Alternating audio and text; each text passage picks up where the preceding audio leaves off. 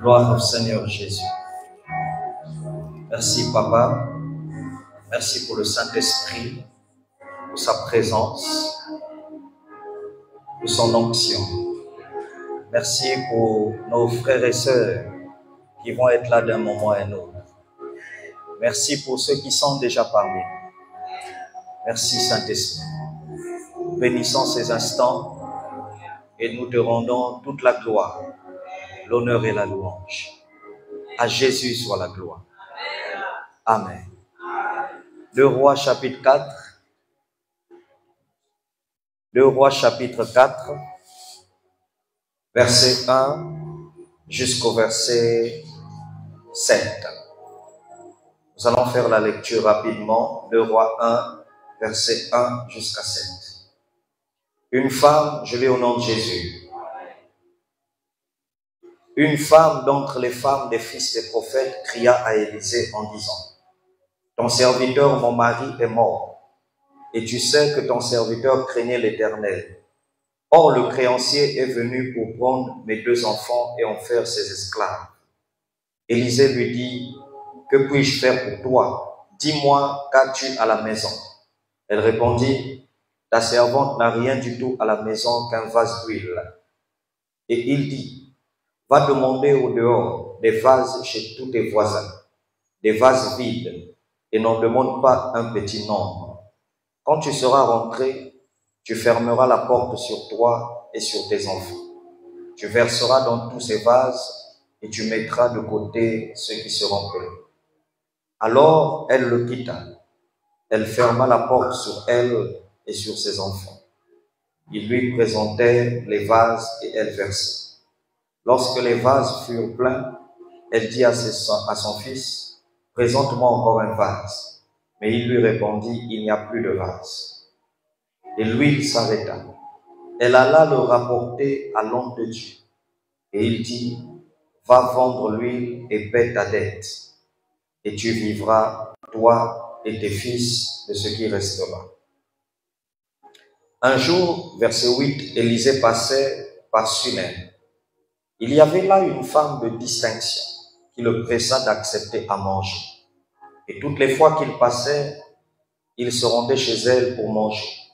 Elle dit à son mari: voici, je sais que cet homme qui passe toujours chez nous est un saint homme de Dieu. Faisons une petite chambre haute avec des murs et mettons-y pour lui un lit, une table, un siège et un chandelier, afin qu'il s'y retire quand il viendra chez nous. Élisée, étant revenu à Sunem, se retira dans la chambre haute et il coucha. Il dit à Géasi, son serviteur: appelle cette Sunamite. Géasi l'appela et elle se présenta devant lui. Et Élisée dit à Géasi: dis-lui, voici, tu nous as montré tout cet empressement. Que peut-on faire pour toi? Faut-il parler pour toi au roi ou au chef de l'armée? Elle répondit: j'habite au milieu de mon peuple. Et il dit: que faire pour elle? Géasi répondit: mais elle n'a point de fils et son mari est vieux. Et il dit: appelle. Géasi l'appela et elle se présenta à la porte. Élisée lui dit: à cette même époque, l'année prochaine, tu embrasseras un fils. Et elle dit: non, mon Seigneur, homme de Dieu, ne trompe pas ta servante. Verset 17, cette femme devint enceinte et elle enfanta un fils à la même époque, l'année suivante, comme Élisée le lui avait dit. Amen. Nous pouvons nous mettre. Bonsoir à tous. Vraiment, la pluie a surpris beaucoup de personnes. Mais j'espère que cela ne va pas nous empêcher d'être concentrés et de suivre attentivement le culte. Amen. Que Dieu vous bénisse tous. Et ceux qui vont arriver d'un moment à un autre, ne soyez pas distraits, laissez les gens s'installer. Vous allez constater l'absence de maman. Elle a été invitée à l'église au Standard, à Mbita, pour un rassemblement des femmes servantes de Dieu, de la ville de Pointe-Noire. Donc elle y est allée avec les enfants. J'ai demandé que les enfants aillent avec elle et la sœur Nuptia. Vous allez constater qu'il ne sera pas là ce soir avec nous. Et parmi les gens qui sont allés avec maman, vous avez maman Régie, qui est notre mère spirituelle. Est-ce qu'on peut acclamer Dieu pour leur visite? Amen. Le thème que je me propose de partager avec vous ce soir est un enseignement qui va nous aider à être délivrés complètement de la pauvreté. Amen. Je veux que tu fasses quelque chose, sois vivant pendant le message. Je répète, sois vivant. Là où tu dois dire Amen, tu dis Amen. Là où tu dois acclamer Dieu, tu acclames. Même si tu es la seule personne qui acclame, ce n'est pas un sentiment de gêne. Amen. Tu acclames parce que Dieu t'a dit quelque chose, tu t'es retrouvé dans une partie du message. Il ne faut pas attendre que tout le monde acclame avec toi. Amen. Là où tu as été touché, tu acclames Dieu. Sens-toi libre dans la présence de Dieu, mais ça ne veut pas dire faire le désordre. Que Dieu vous bénisse. Je salue aussi toutes les personnes qui sont sur Internet. Si vous sentez que la connexion a un souci, a des problèmes, je vous en prie, partagez cette vidéo. Il faut beaucoup partager et beaucoup liker. Parce qu'on nous aurait dit que nos vidéos sont signalées. Alors quand on signale les vidéos comme ça, par des personnes mal intentionnées, vous allez constater que ça va beaucoup bugger. Donc, partagez massivement. Il faut qu'il y ait même 20 ou 40 partages. Partagez la vidéo et faites beaucoup de j'aime, beaucoup de cœur. Ça va neutraliser un peu les bugs. Que Dieu nous bénisse tous. Le thème de mon message, c'est la pauvreté doit mourir. Que quelqu'un dise, ma pauvreté doit mourir. Plus fort, ma pauvreté doit mourir. Amen. Je répète, ma pauvreté doit mourir. Non, c'est moi qui parle. Faut suivre. Amen. Pourquoi je me propose de vous dire ce soir que la pauvreté doit mourir? Les raisons sont très simples. Amen. Nous avons commencé à traiter sur la pauvreté. Et depuis quelques jours, nous sommes en train de parler de la délivrance. D'accord? Nous sommes en train de parler de la délivrance. Et en touchant les aspects sur la délivrance, nous mettons l'accent sur la pauvreté. Donc nous sommes en train de montrer l'importance d'être délivré de la malédiction de la pauvreté. Nous avons dit beaucoup de choses à ce sujet. Nous sommes tombés d'accord que la définition qu'on peut donner à la pauvreté, il y a un souci là-bas? Nous sommes tombés d'accord que la définition qu'on peut donner à la pauvreté, c'est que la pauvreté, c'est le manquement de richesse. On est d'accord? N'oubliez pas que nous avons défini la richesse de plusieurs manières. Nous avons dit que la richesse, ce n'est pas seulement l'argent. Il y a aussi la sagesse, l'intelligence, le discernement, la connaissance, c'est une richesse. Mais puisque nous, pendant le programme de prière, ce qui nous intéresse, pendant ce programme, ces enseignements, sur le thème de la pauvreté, nous sommes en train de mettre l'accent sur les finances, l'argent, les biens matériels. Amen. Donc nous allons définir la pauvreté comme étant le manquement ou un manque de richesse financière ou matérielle. D'accord? Deuxièmement, nous avons dit que la pauvreté est un esprit. Que quelqu'un dise avec moi, la pauvreté est un esprit. La pauvreté est un esprit. Plus fort, la pauvreté. Ça va? Et je vous ai fait comprendre ici que vous ne devez pas aimer la pauvreté. Vous devez dégoûter et détester la pauvreté. Ça va? Plus même encore, je vous ai montré qu'une famille peut venir au monde, peut naître pauvre. Ça se vit partout, dans tous les pays, tous les continents. Je vous ai montré que même si tu es né d'une famille pauvre, tu mourras aussi pauvre. Gédéon a dit en Israël. Et vous allez voir la fin de la vie de Gédéon. Gédéon est devenu un juge. Et c'est un homme que Dieu avait élevé, Dieu avait béni, Dieu avait donné beaucoup de moyens. Et grâce à sa richesse, sa position sociale, grâce à sa réussite, toute sa famille a été délivrée de la pauvreté. Donc moi, je crois que tu es la personne que Dieu a choisie pour délivrer la famille de la pauvreté. Si quelqu'un croit qu'il lève la main et dit Amen très fort. Ça va? Je vous ai dit que celui qui est pauvre financièrement et matériellement, ça affecte son intelligence. Le pauvre réfléchit mal. Le pauvre se compare à celui qui a l'argent. Le pauvre croit que l'argent du riche est son argent. Si tu as un frère qui a beaucoup d'argent, tu as une sœur qui a beaucoup d'argent, tu vas remarquer, tu as un cousin qui a beaucoup d'argent, tu auras l'impression que son argent, c'est ton argent. Et tu remarqueras que si il est béni, il a quelque chose et il fait des choses, il ne t'aide pas, tu croiras même qu'il a mauvais cœur. Tout ça, pourquoi? Parce que dans la réalité, tu vis ou tu traverses des moments de pauvreté. Ça va? Et je vous ai montré ici qu'une personne pauvre, ça ne veut pas dire qu'il n'a jamais l'argent. Non.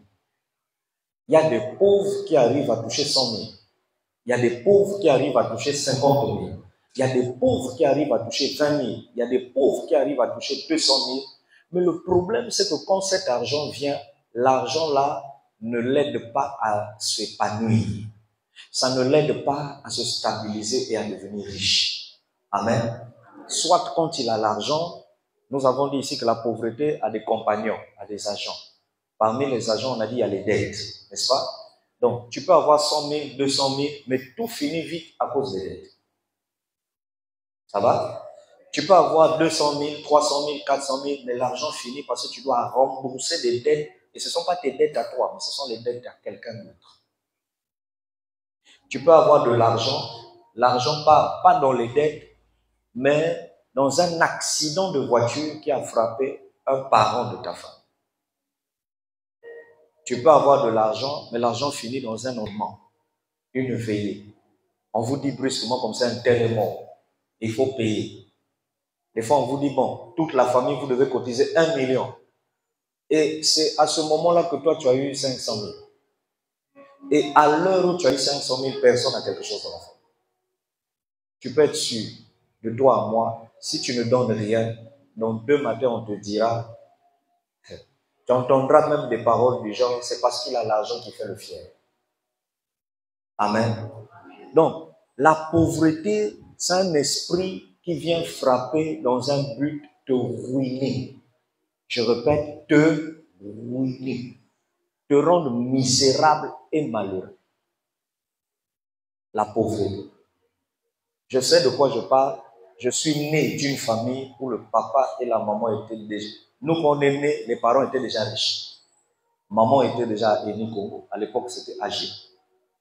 Elle a commencé d'abord à la... C'était quoi à un moment donné? CCP.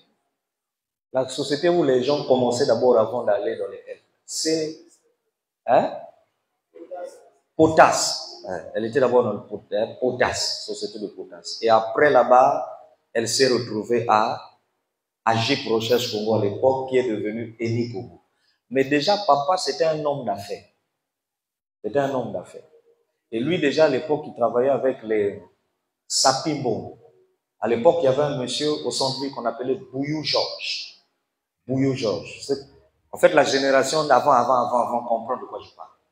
Les nouveaux, là, les Timois, là, vous comprenez rien de tout ce que je dis. Amen.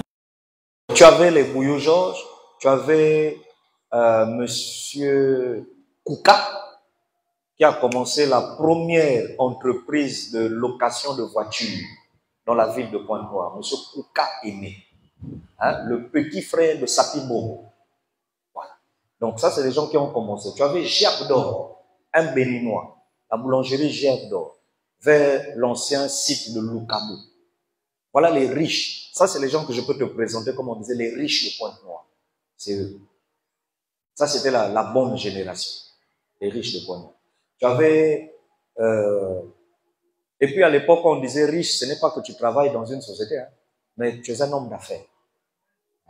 Tu avais M. Ondongo, qui avait ouvert la boulangerie Ondongo. Tu avais aussi le propriétaire de Baguette d'Or. Ça, c'était des gens riches en Pointe-Noire.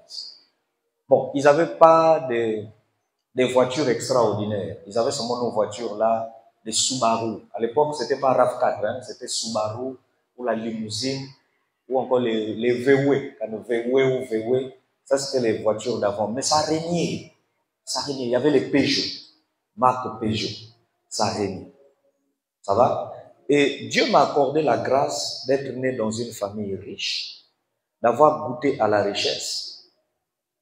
Tu avais une maman qui, quand nous on grandissait, à partir de 18 ans, elle avait atteint le niveau de toucher 2 millions de salaire, 2 millions. Maman Jeannette que tu vois ici, 2 millions de salaire. Mon frère est là. Amen. Et lorsqu'elle te prenait des primes, les primes de Eni Congo, c'était des millions. Et à l'époque, elle vivait des primes. Donc le salaire, c'était pour économiser. Mais elle vivait des primes. C'est ça qui nous a aidé après la mort de papa. On a pu un peu, amen, tenir un peu le coup. C'est un peu ça qui nous aide. On peut avancer. Ça va?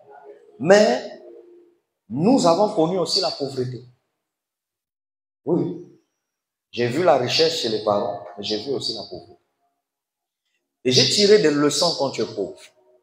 J'ai remarqué quand papa et maman sont tombés financièrement, ils n'avaient plus d'amis. Les amis, ceux qu'ils appelaient les amis, les avaient fous. Et là, j'ai tiré une leçon. Le pauvre n'a pas d'amis. Qu'est-ce que je dis? Ceux qui prétendent être tes amis dans des moments de pauvreté, en fait, ils ne sont pas des vrais amis. Ils sont avec toi parce que tu vis le même niveau qu'eux. Ça va? Donc, ils t'acceptent à cause de ta condition. Lorsque tu seras béni, les mêmes amis trouveront que tu deviens orgueilleux.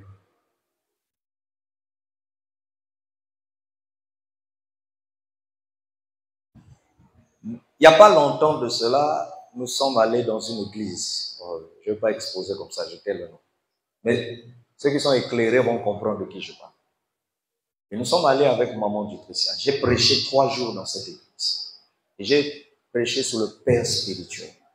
Et à la fin, le dernier jour, nous avons acheté avec maman du Christian 2 sièges, 2 fauteuils. Parce qu'on a jugé que ce n'était pas bon que leur pasteur, en tant que leur père, s'asseye sur des chaises rouges comme ça, comme toute l'église, comme tout le monde. On leur a dit c'est pas normal. Et nous, on a acheté 2 fauteuils, vraiment, un seul fauteuil à 65 000. On a acheté 2. Donc, quand tu fais 65 000 fois 2, tu trouves combien on a dépensé. Et en dehors de ça, le jour du dernier jour où on a prêché, là-bas, c'était un dimanche, j'ai remis en public une dîme de 200 000. Pas offrande, dîme. Ça veut dire, commence à imaginer, j'ai eu combien? Dîme veut dire 2%, 10%. J'ai remis la dîme. En dehors de la dîme, j'ai remis une offrande de 100 000 à l'homme de Dieu. Alors, en faisant ça, moi, je me disais, par rapport au message, c'est une façon d'instruire, d'éduquer et de donner comme un exemple à suivre. Mais ça m'a coûté mon témoignage. Ce qui en est ressorti, c'est que qu'est-ce que Abibna du Trissa qui n'a pas pour la nisbeto. Donc, bazol la nis que kakni bausab ou béni. Bake ba gonflé, ba orgueilleux. Est-ce que bake obligé?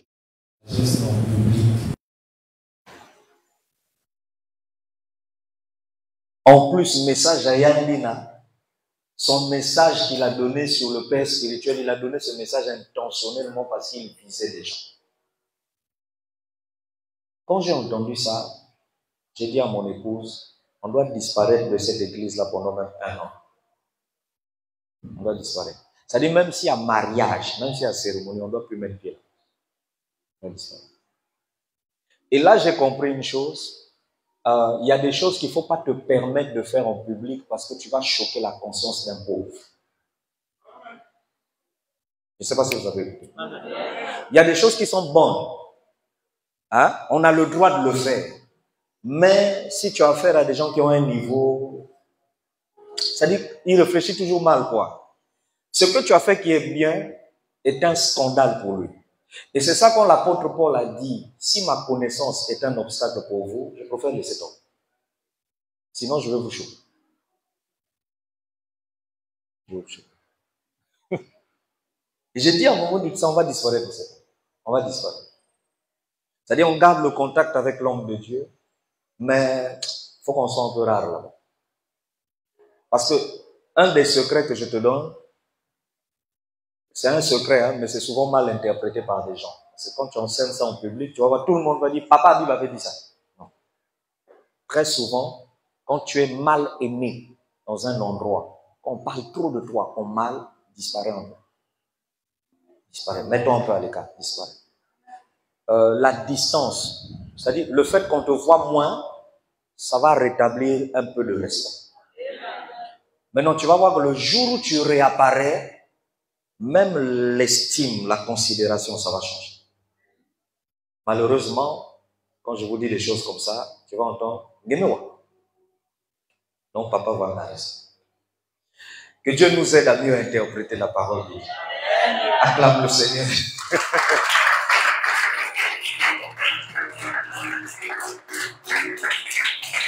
Ça va? Dis avec moi, la pauvreté doit mourir. La pauvreté doit mourir. Parce que la pauvreté va te pousser à mal interpréter les choses. La pauvreté va te rendre violent et méchant. J'ai découvert que les papas qui n'ont pas l'argent, quand l'enfant vient lui faire 2, 3, 4 fois des demandes, il tape l'enfant. Une maman qui n'a pas de moyens, quand l'enfant vient tout le temps lui demander, la maman peut insulter son propre enfant. Ce qui fait ça, c'est quoi? C'est parce que tu n'as pas. Et donc, le manque d'argent, le manque de finances va te rendre bizarre. Bizarre. La pauvreté va faire de toi un mendiant. Mendiant ne veut pas dire que tu vas dans la rue seulement. Mais quand il y a des urgences, tu n'en as pas, tu es obligé de demander à des gens que tu estimes comme des gens importants. Or, la Bible dit, la main qui demande est esclave de celle qui donne. Et nous sommes en train d'enseigner ces choses pour que vous ne soyez plus des esclaves. Ah, ça c'est pas amen. C'est pas un conseil que je vous donne, c'est une déclaration. Vous ne devez plus être esclave, vous devez être indépendant. Indépendant. Moi, ma main là était liée. À l'époque, quand j'habitais ici, à Timamba, en bas là, quelque part là, ma main était liée. Tout je demandais. Même à ma belle-mère, elle est là. C'est elle qui payait ma bouteille de gaz. Chaque fois que le gaz finissait. Même mon loyer. Hein. Comme maman du tout ça avait perdu le boulot à Gri Congo, celle qui nous a payé le loyer pendant 2 ans. J'ai pas honte de dire ça. Ça, c'est mon histoire. Mon parcours. Mais ça m'a coûté. J'ai vu des gens dans le quartier, dans le milieu chrétien, qui me disaient, c'est un malheureux. S'il savait qu'il n'était pas prêt à se marier, il ne fallait pas qu'il ait épousé la fille. Ouais. On m'a tout dit. Tout dit. Après, c'est mon père qui a commencé à payer le loyer. Quand Dieu a commencé à le relever, parce qu'il est... Moi, quand je me suis marié, il était paralysé, il était dans la paralysie. Mais quand il est sorti de la maladie, c'est lui, il a repris avec les affaires, il a commencé à me payer le loyer. Ouais. Il y avait des moments comme ça. Je n'avais rien à manger, je partais voir des amis. Et puis je calculais l'heure. Hein. Je savais qu'il faut aller à 12 heures. Parce que 12 heures, je savais déjà qu'ils sont à table. Bazolia. Ça, c'est mon histoire. Donc, quand vous dites, Seigneur, donne-moi un homme comme papa Bib. Dieu va te dire, ah, tu connais l'histoire d'Abib? Est-ce que tu connais son histoire? Tu ne connais pas. Mais je t'informe qu'un homme comme papa Bib, c'est quelqu'un qui a traversé l'humiliation. Donc, ne vois pas ce que tu vois maintenant. Chaque homme a son histoire. Si on commence à te raconter nos histoires ici, tu vas te dire, c'est pas possible. Comment tu as fait pour devenir comme ça? Comment tu as fait? Mais non. Le secret là, ce qui nous a rendu comme ça, ce que nous voulons vous enseigner. C'est-à-dire, nous voulons vous donner ces enseignements-là pour que vous compreniez que si nous sommes sortis, vous aussi, vous sortez. Non. Moi, je crois que tu vas sortir.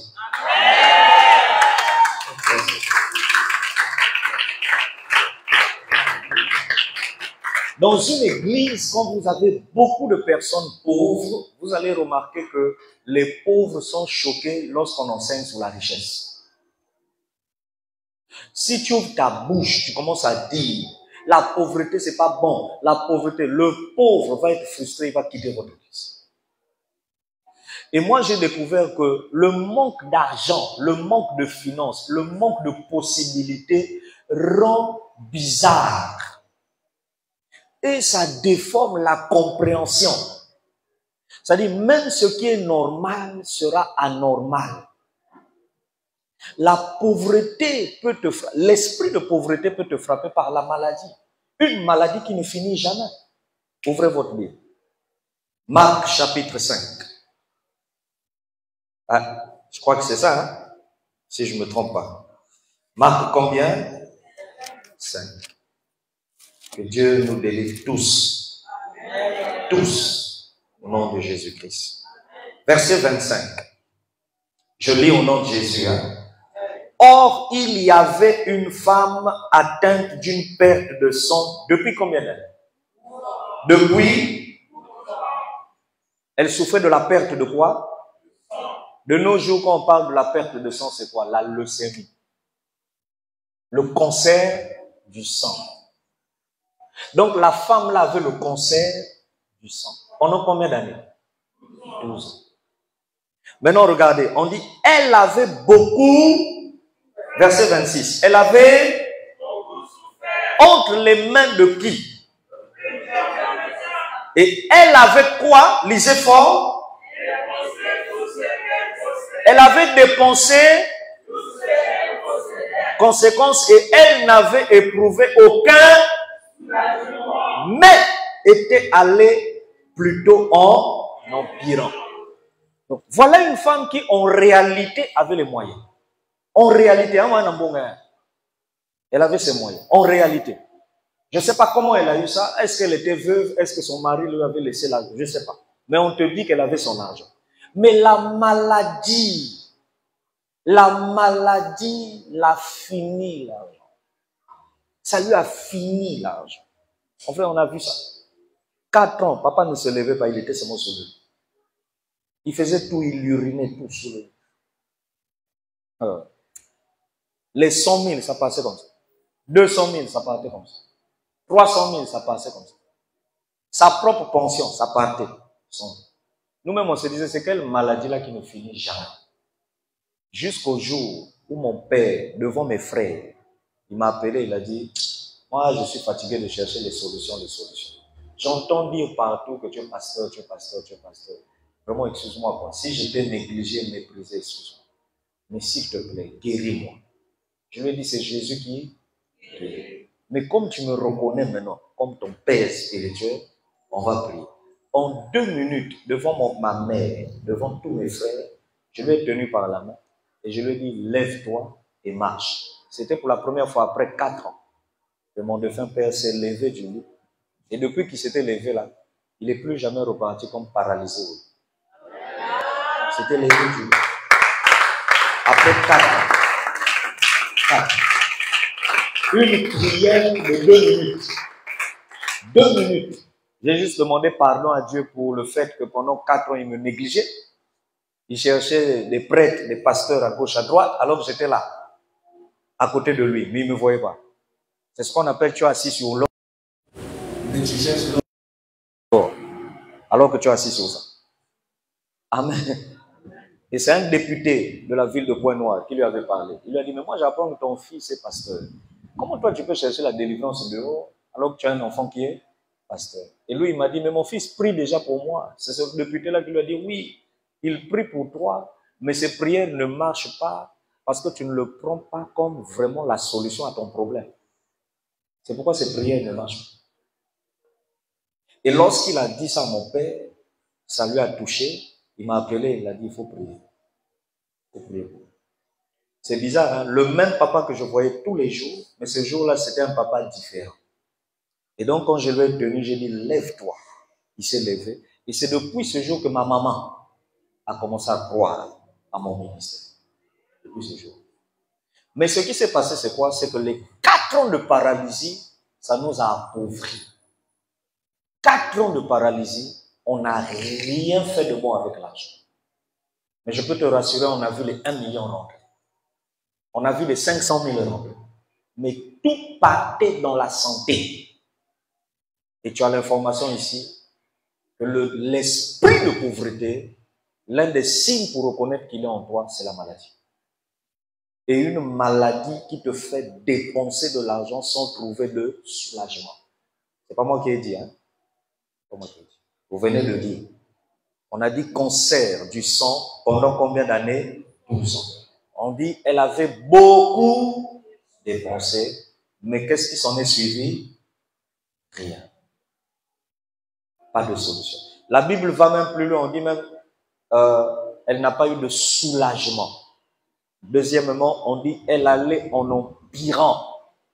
Donc plus les médecins lui donnaient les médicaments, les comprimés, plus la situation faisait quoi? S'empirer. S'empirer. Et moi, je veux vous dire, vos problèmes de maladie qui vous emmènent à des diagnostics des hôpitaux là, où on vous dit il faut opérer, il faut quoi? Excusez-moi, appelez ça comme vous voulez, orgueil ou pas, je le dis avec fierté, j'ai la solution à ta maladie. J'ai la solution, je vous dis la vérité. Et je vous rassure que dans mes mains, tu peux guérir. Je vous rassure. Maintenant, le problème, c'est qu'il faut me poser la question, pourquoi vous ne guérissez pas? C'est là maintenant le problème. C'est là le problème. C'est-à-dire, pourquoi Dieu a donné la solution aux mains de ton père et tu ne peux pas guérir?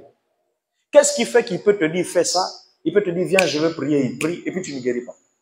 Ce n'est pas lui qui ne peut pas. Il y a quelque chose. Il y a quelque chose.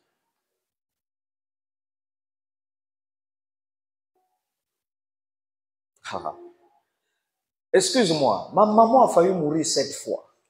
7 fois, je l'ai ramenée à la vie par la grâce de Dieu. Ma grand-mère est morte 2 fois. 2 fois, je l'ai réveillée, connue par la famille. Mon père, à l'hôpital de CHU, est mort 3 fois. 3 fois, je l'ai ramené à la vie, devant les médecins. C'est quelle maladie que tu as que Dieu ne peut pas m'accorder la grâce de te guérir? C'est quelle maladie?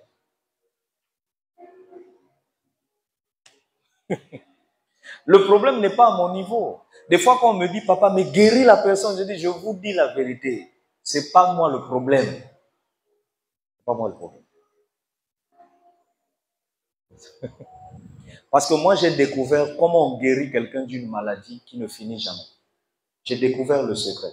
Mais le jour où je vais vous dire le secret, vous allez vous crucifier entre vous. Vous allez commencer à vous accuser. Non, c'est pas ça. Donc, pour éviter que vous commenciez à vous accuser, je préfère garder le secret. Je vous le dirai après. Donc, vous allez gaspiller votre argent là où vous êtes. Je peux même vous jurer d'abord, vous allez gaspiller l'argent. Je vous souhaite même bon gaspillage. Mais ce que vous oubliez, c'est que la guérison que vous cherchez là, ça est là. Ça est là. Jésus a été clair. Il a dit, l'Esprit du Seigneur est où? Sur moi. Il m'a mandaté pour faire quoi? Hein? Annoncer une bonne nouvelle à qui? Les pauvres. Et faire quoi? Guérir. Guérir. Ah.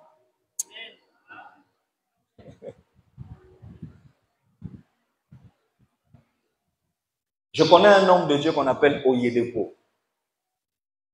Un jour, il y avait un monsieur qui était rentré dans la foule à l'église. Et il y avait 8000 personnes. Le monsieur là était nain. C'était un nain. Pas pygmée, nain. Et le monsieur là a dépensé tout son argent pour la taille. Tout son argent pour sa taille. Pendant des années. Je vous ai dit, la maladie peut te rendre pauvre. Ça va te ruiner. Ruiner. Mais c'est l'esprit là qui récupère. Il récupère quelque chose. Et Oyedepo était dans la salle. il prêchait. Mais il ne savait pas qu'il y avait quelqu'un qui vivait ce problème. À un moment, le Saint-Esprit lui a parlé. Il a arrêté sa prédication. Il a dit, il y a quelqu'un dans la foule ici. Tu es un nain. Tu es un nain, un nain. Et tu es très âgé. Tu es un nain. Il dit, à l'heure où je parle, Dieu te donne la taille. Les gens, il y a eu un silence au moins de 2 minutes, personne n'a réagi dans la foule. On s'est dit, ouh, parce que me tape poto. 2 minutes après, mout me bois, dans le milieu de la foule, sous des chaises. Boum. Les gens se retournent pour regarder. C'est un homme court, il a commencé à trembler, trembler, tout le corps tremblait, tremblait. Et pendant que son corps tremblait, les bras qui tremblaient étaient en train de faire quoi? Pousser. Les pieds aussi qui tremblaient faisaient quoi? Pousser. Et sur place, il a atteint 1,70 m. David Oyedoko, de l'église Chapelle de Vainqueur. Amen. Il a seulement dit, hein, il y a quelqu'un dans la foule, tu es un nain. Et tu as dépensé beaucoup d'argent pour chercher la taille. Il dit, à l'heure où je parle, Dieu te donne la taille. Bon, maintenant, excusez-moi, vous, certains qui boudent les miracles, là, comment vous expliquez ça? Hein? Oh non, c'est mystique. C'est diabolique. Tu vas expliquer ça comment? Les choses de Dieu, quand tu arrives à expliquer ça, c'est que c'est pas Dieu. Babi manza, babam bianza, l'un que ça là, tu peux pas expliquer. Il n'y a pas de nom. Mais quand tu arrives à expliquer, oh, ça c'est pas nous.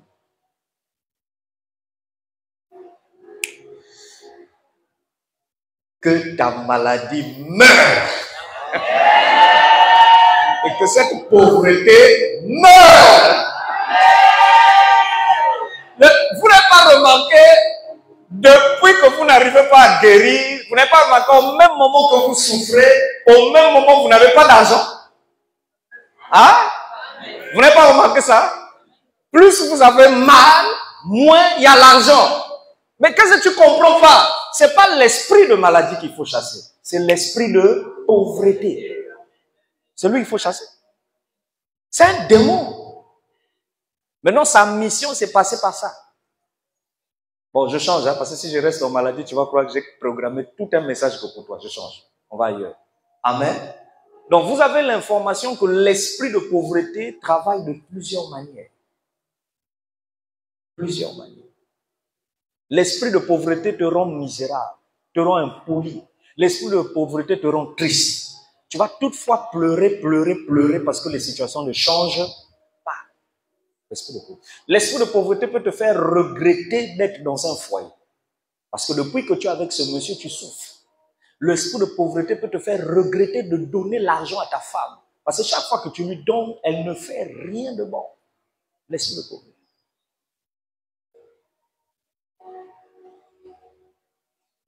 Un autre signe de la pauvreté, ce sont les échecs répétés des enfants à l'école. Tu dépenses beaucoup d'argent pour les enfants, mais ils ont tout le temps des mauvaises moyennes, des mauvaises notes. Ils n'évoluent pas. C'est un système de pauvreté pour te faire dépenser, dépenser, dépenser, mais tu ne reçois pas des bons résultats qui te satisfont et qui t'emmènent à te réjouir de l'argent que tu dépenses. Parce qu'à un moment, il faut être fier de ce que tu dépenses quand même. Il faut être fier. Donc, quand tu commences à remarquer que l'enfant a maintenant trop de mauvaises notes, son intelligence est bloquée, ne le tape pas. Chasse le démon pour lui. C'est un esprit de pauvreté. Mets la main sur la tête, dis Seigneur, j'ai besoin de ton aide. Délivre-nous de la pauvreté, vite, vite. Amen. Alors, on va finir, on n'a plus assez de temps.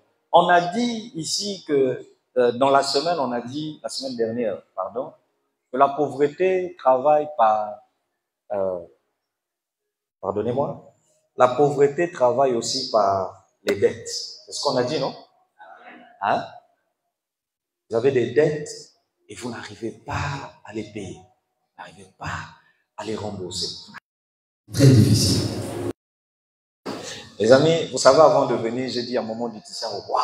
Elle m'a dit, qu'est-ce qu'il y a encore? J'étais en train de lire la Bible avant de venir. Elle m'a dit, quoi? Tu as encore compris quoi? J'ai dit, chérie, waouh! Dieu vient de m'expliquer comment délivrer quelqu'un qui a des dettes. Elle m'a dit, oh! J'ai dit oui. Dit deux. il vient de m'expliquer comment délivrer un riche mais qui a trop de problèmes. Elle m'a dit, comment?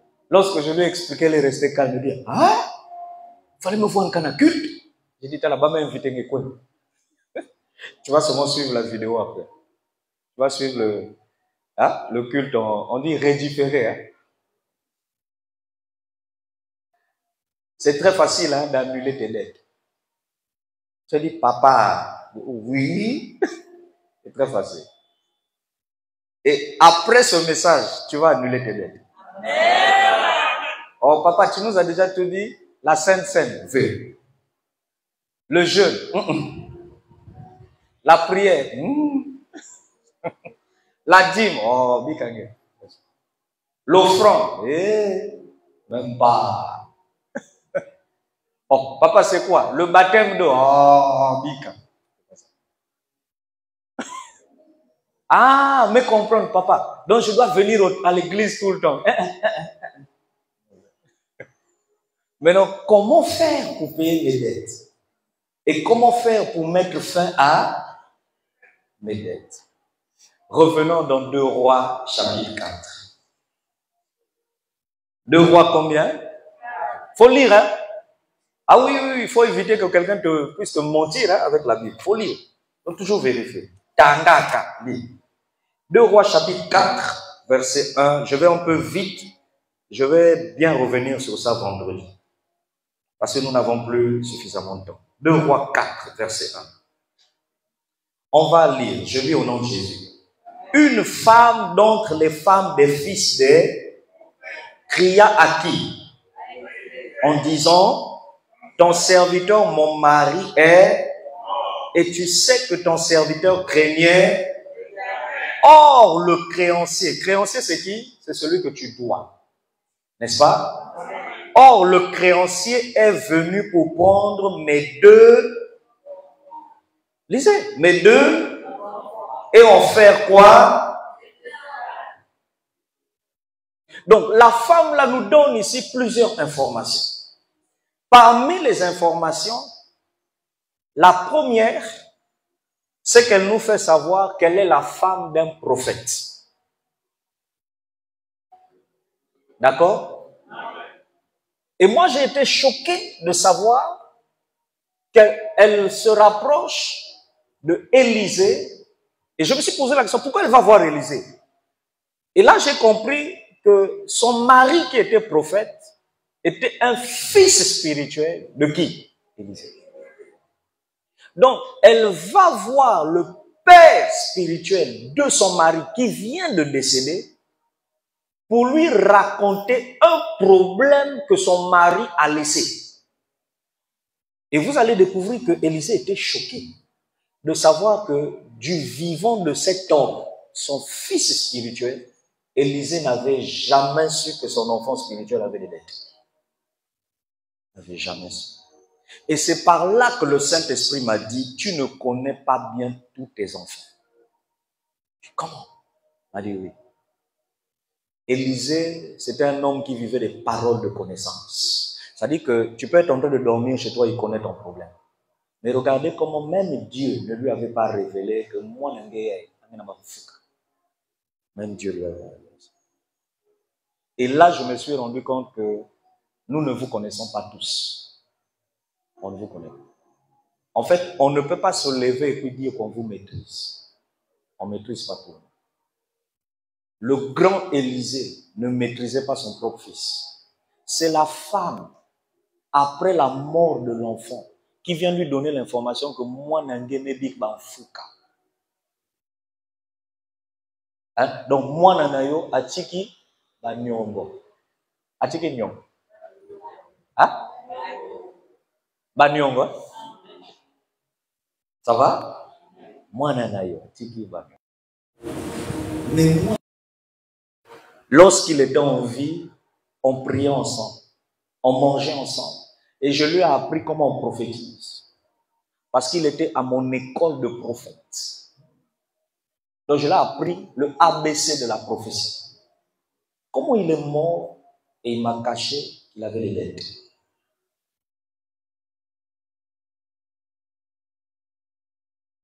Deuxième information, vous pouvez être un homme de Dieu, mais vous êtes esclave d'une malédiction. Oui. Ceux qui pensent que je suis un homme de Dieu, j'ai l'onction. Voilà un prophète qui prophétisait. Voilà un prophète qui avait l'onction. Un prophète qui était sous le manteau de son père. Mais il est mort avec une malédiction de dette. Donc la malédiction s'en fout de ta position spirituelle. La malédiction s'en fout de qui tu es fils. La malédiction s'en fout de ça. Et ça m'a choqué. J'ai dit au Seigneur, je suis fils spirituel de mon père, l'apôtre William Bassa. Tu ne dois pas mourir en laissant des dettes qui vont faire souffrir mes enfants. Pardon, tout sauf ça. Là, si je meurs, là, mais que mes enfants soient libres. Que mes enfants soient libres. Je n'ai pas envie de connaître la fin, la finalité de cet homme de Dieu. Voilà un homme de Dieu qui a libéré des prophéties. Il était marié, il avait une femme, 2 enfants. Mais il devait un créancier. Donc vous avez l'information ici que la dette envers ce monsieur-là avait mis du temps. Donc pendant toute sa vie, peut-être ça veut faire 20 ans, en 20 ans, il a été incapable de payer une dette. 20 ans. Et il est mort sans avoir été capable. Avec l'onction des prophéties. Cher pasteur, il ne faut pas embrouiller les gens dans les églises en faisant croire qu'une fois que tu as l'onction, c'est fini, tout est réglé. Voilà un homme d'onction qui est mort avec une malédiction. C'est là qu'il faut commencer à faire comprendre aux enfants de Dieu que ce n'est pas une affaire d'onction, mais c'est une affaire de chercher leur délivrance. Amen. Acclame Dieu.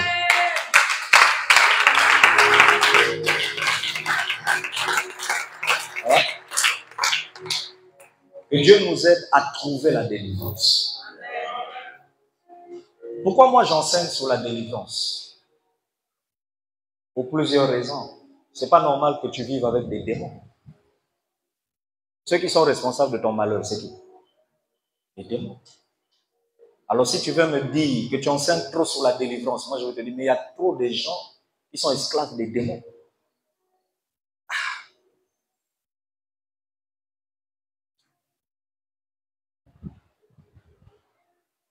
Pourquoi je viens parler de toutes ces choses, la délivrance, l'esprit de pauvreté? Vous croyez que c'est pour narguer les pauvres? Non. C'est-à-dire, la colère que je sens contre l'esprit de pauvreté, là, c'est grave. Parce que si nous sommes tous pauvres, on ne pourra pas payer même le loyer. Si nous sommes tous pauvres, on ne pourra pas construire. Si nous sommes pauvres, on ne pourra pas faire des croisades d'évangélisation. Si nous sommes pauvres, on ne pourra pas aider les malades. On ne pourra pas assister même les veuves. Il faut chasser cet esprit.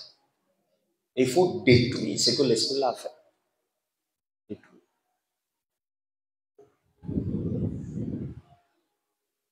Ça va? Est-ce que ça va?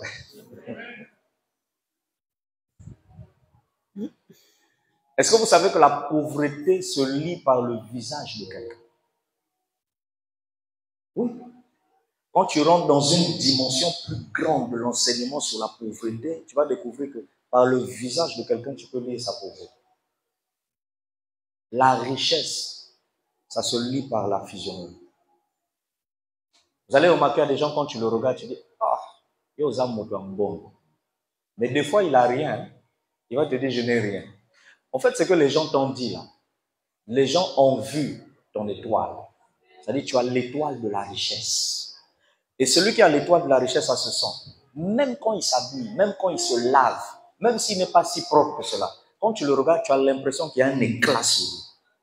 Et tu sens que c'est quelqu'un, même s'il y a un problème, c'est-à-dire, s'il n'a rien, il pourra toujours trouver une solution pour régler ce problème.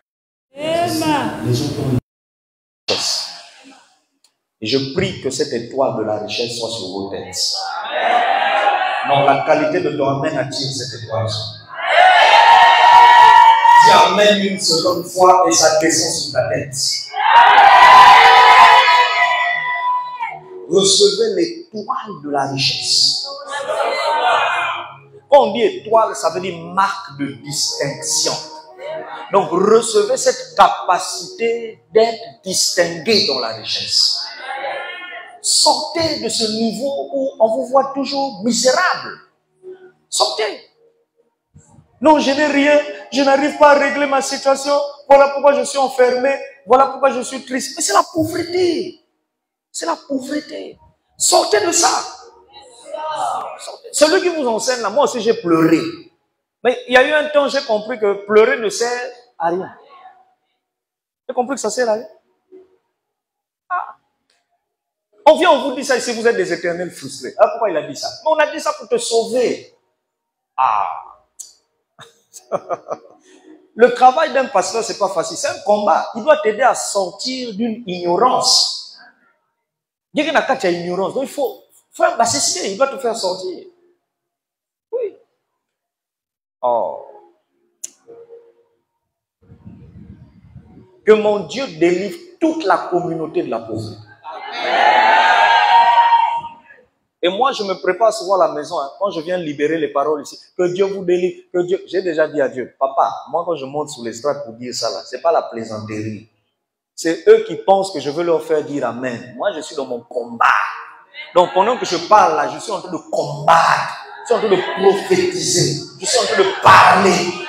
La Bible dit dans Jérémie 1, je t'ai établi afin de bâtir et afin d'abattre, afin de construire et afin de détruire. Ça veut dire par mes paroles, je peux construire quelque chose dans ta vie.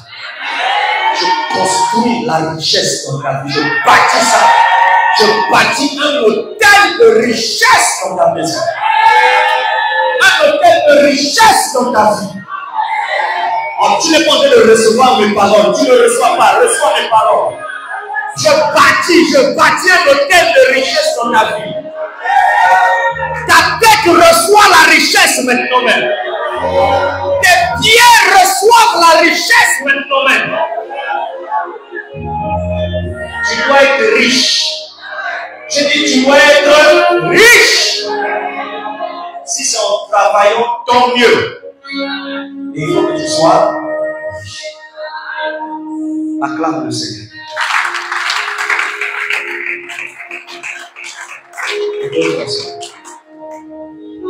Alors, on vous dit ici, mets-moi la trompette. Mets-moi ce que tu fais là. Mets-moi ça un peu en continuité. Élisée dit à cette femme, verset 2, « Que puis-je faire pour toi ?» Donc, on a l'information ici que c'est une femme. Ce n'est pas elle qui avait la dette, hein, n'est-ce pas? Mais qui avait laissé la dette. Ça va? Or, comme tu es sa femme, bien commun, ça veut dire que les problèmes de monsieur, ça devient des problèmes. Donc, vous comprenez qu'il y a des gens qui payent les péchés des autres. Mais il y a des c'est pas pour toi. Il y a des femmes comme ça, dont ton mari va créer un problème, on l'arrête, il est en prison ou quoi. Et puis c'est toi qui mets ta tête. C'est toi qui vas pour aller parler. On te dit paye, tu payes. C'est toi qui mets la tête. Moi j'ai vu ça, j'ai vu ça. Amen. Regardez. Verset 2, Élisée lui dit, que puis-je faire? C'est ça? Maintenant regardez, c'est là où ça nous intéresse. Dis-moi, qu'as-tu à la maison? Elle répondit, ta servante n'a rien du tout à la maison qu'un vase d'huile. Et il dit, va demander au dehors des vases chez tous tes voisins, des vases vides, et n'en demande pas un petit nombre. Verset 4, quand tu seras rentré, tu fermeras la porte sur toi et sur tes enfants. Tu verseras dans tous ces vases et tu mettras de côté ceux qui seront pleins. Alors, elle le quitta. Elle ferma la porte sur elle et sur ses enfants. Il présentait les vases. Lorsque les vases furent pleins, elle dit à son fils, présente-moi encore un vase. Mais il lui répondit, il n'y a plus de vase. Et l'huile,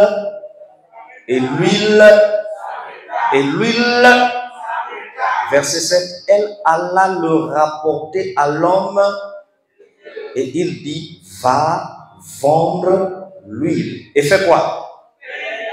Et fais quoi?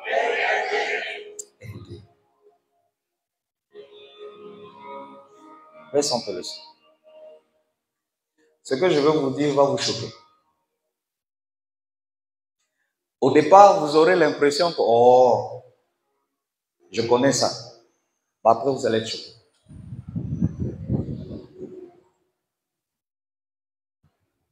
Suivez-moi. Quelqu'un qui est pauvre et qui a beaucoup de dettes, si tu veux le délivrer,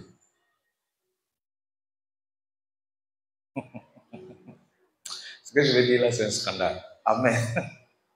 Si tu veux le délivrer, en dehors au nom de Jésus, je chasse l'esprit de dette, je chasse, ça c'est bien, il faut faire ça. Amen. Mais si tu veux l'aider et le délivrer, les dettes, dans sa pauvreté, dans sa difficulté et dans ses dettes, faut le demander, l'encourager et l'orienter à aller faire un commerce.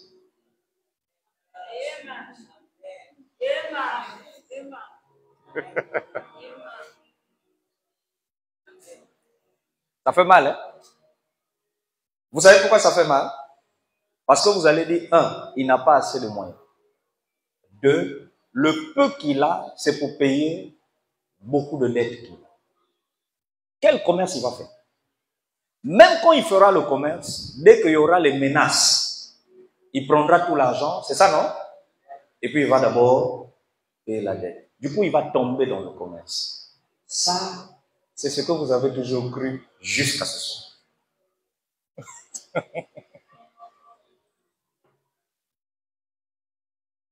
Mais selon le ciel, selon Dieu, regardez, Élisée est conscient que la dame a vraiment des dettes. Et 2, il est conscient que le monsieur menace. Peut-être même que le monsieur a donné une date. Il a fixé que telle date, je viens prendre les enfants. Bananayo bagozaba esclave. Tu dis à une femme comme ça d'aller vendre l'huile. Quand tu lui dis d'aller vendre, tu lui demandes de faire quoi? Le commerce. Attends, quand tu dis à quelqu'un, qui ça, dit papa, qui ma chaise, tu lui demandes de faire quoi? Ça va faire des affaires. Comment tu peux demander à un pauvre et à quelqu'un qui a des dettes d'aller faire le commerce? Regardez, le monde spirituel ne fonctionne pas comme vous pensez. Nous, sur la terre, on pense que quand tu as un peu d'argent, paye d'abord la dette. Pour Dieu, quand tu as un peu, fais une affaire.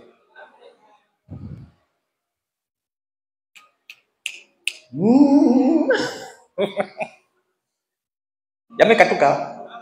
Ah, il y a sorti un dékin. C'est comme si on dit la voile. Mais c'est ça la vérité.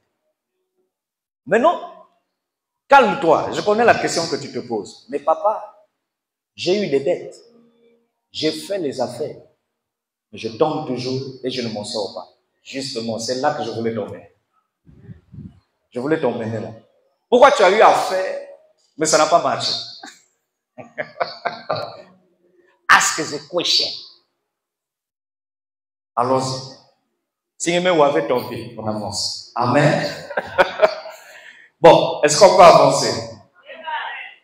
Dans d'autres églises, on dit quoi? Comment? Ou bien, prophète parle, c'est ça, hein? Bon, ici, nous, on va seulement dire papa parle. Je peux parler? Même pas papa parle, belle fille. Je peux parler?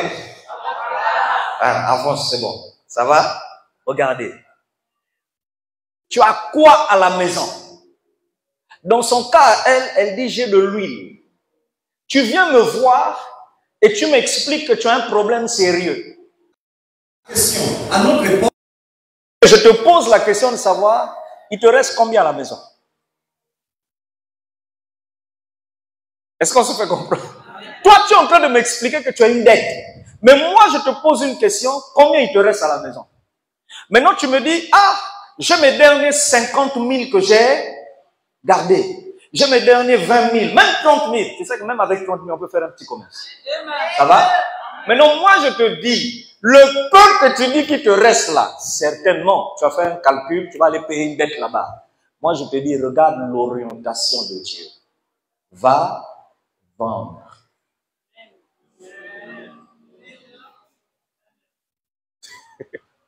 En d'autres termes, va faire des affaires. Mon frère, on ne paye pas la dette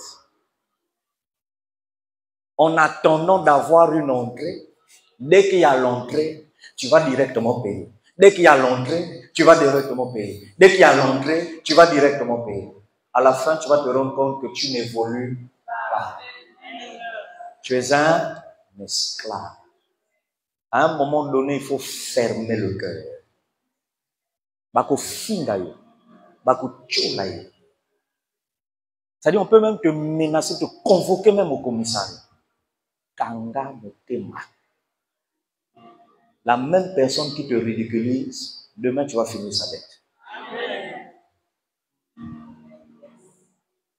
Tout problème a une fin. Sur la terre, il y a un début, il y a une fin. Même quand le problème dure, ça finit.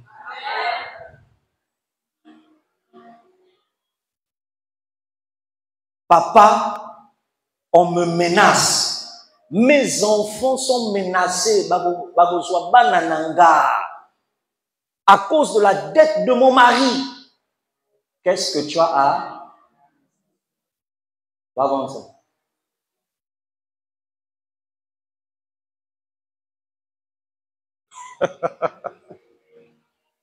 J'ai dit au Saint-Esprit,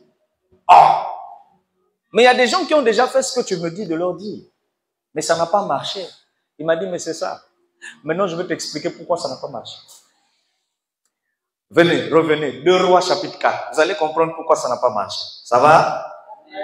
Est-ce que ça va? Verset 2. Dis-moi, qu'as-tu à la... Dis-moi, qu'as-tu à... Elle répondit quoi?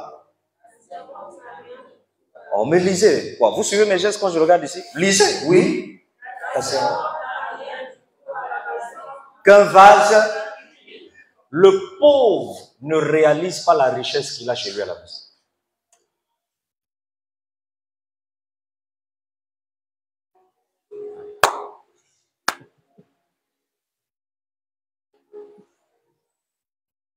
Vous avez écouté? Celui qui est dominé par la pauvreté ne prend pas conscience de ce qui est bon, riche, important, coûteux qu'il a à la maison. Il voit que je n'ai rien d'important, je n'ai rien de valeureux. C'est toi qui vois. Va consulter un homme de Dieu, il va te dire ce que tu négliges là, ça peut te rendre riche. C'est toi qui vois. Il y a un monsieur un jour, il a ramassé une pierre, comme toutes les pierres.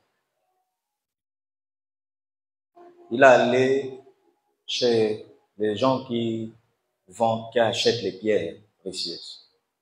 Il a demandé combien coûte cette pierre. Le premier lui a dit $1000. L'équivalent de 500 000. Il est sorti. Il est allé chez un deuxième bijoutier qui achète les pierres précieuses. Il a demandé combien coûte cette pierre. Combien vaut cette pierre. Le deuxième lui a dit, cette pierre-là, elle a $5000. Donc tu fais 500 000 fois 5.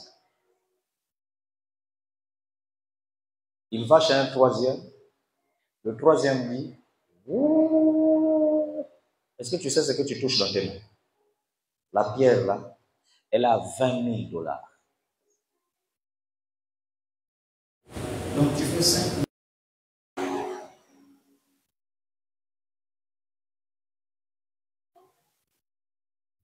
Écoute-moi. La valeur de ce que tu possèdes dans ta maison dépend de celui qui apprécie.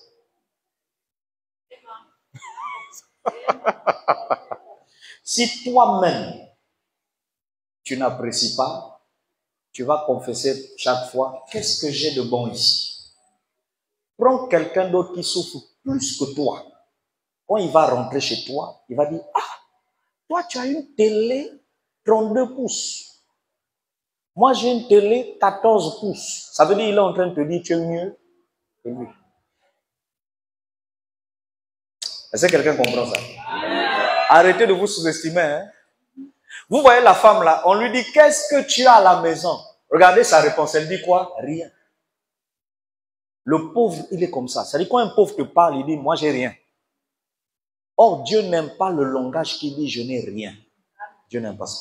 Un enfant de Dieu ne dit pas, je n'ai rien.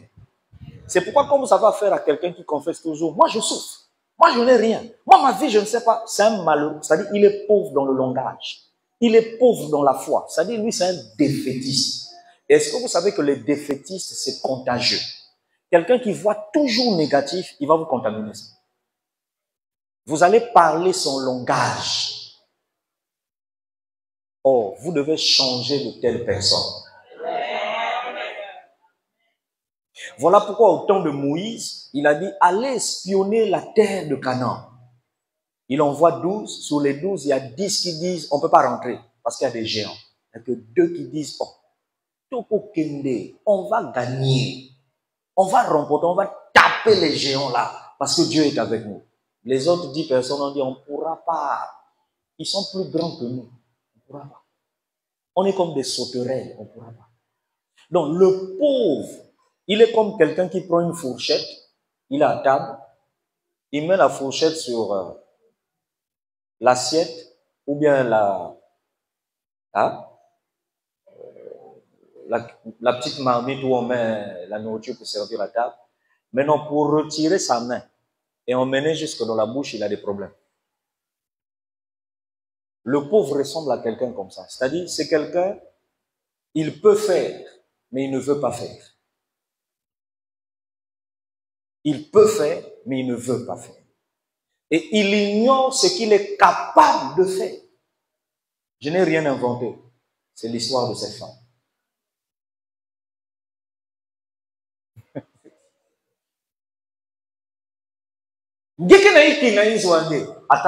Alors qu'il y a lui. Le problème, c'est que quand tu viens devant un homme de Dieu, ne viens pas enseigner à l'homme de Dieu ce que tu dois faire du peu que tu as. C'est lui qui a la direction. C'est lui qui sait ce qu'il va te dire avec le peu que tu as. C'est pas toi, c'est lui. Voilà pourquoi lorsqu'elle est venue, elle a dit, moi je n'ai rien, l'huile. Parce que dans sa tête, elle ne s'attendait pas à ce que l'homme de Dieu lui donne cette orientation. Et lorsqu'elle a dit, je n'ai qu'un peu d'huile. Vous avez vu la réponse de l'homme de Dieu? Il dit, le peu d'huile que tu as remplit des vases. Mais l'homme de Dieu ne lui a pas expliqué que l'huile va se multiplier. Quand tu viens consulter un homme de Dieu pour lui expliquer tes dettes, ne crois pas qu'il va tout te dire le même jour.